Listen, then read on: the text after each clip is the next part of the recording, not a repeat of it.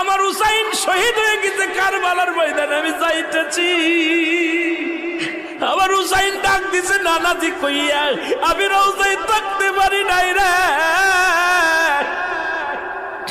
আমি হুসাইনের দেখার জন্য নবীজি রওজা থেকে উঠা গেছি। আলেমরা সর। ইবনে আব্বাস বলে আমি স্বপ্নের মধ্যে দেখেছিলাম আমার রাসূল ডাক দে বলে, মক্কা মদিনার মানুষেরা রে আর ঘুমাস না, আর তোরা ঘরের মধ্যে থাকিস না। আমি নবীর রওজায় ঘুমাইতে পারি নাই, কান্না সহ্য করতে পারি নাই। ওদিন আমিও ফাতেমার নদীও না আমি সহ্য করতে পারি নাই। আমার হুসাইন যখন ডাক দিয়েছিল না নাজিয়া মুহাম্মাদ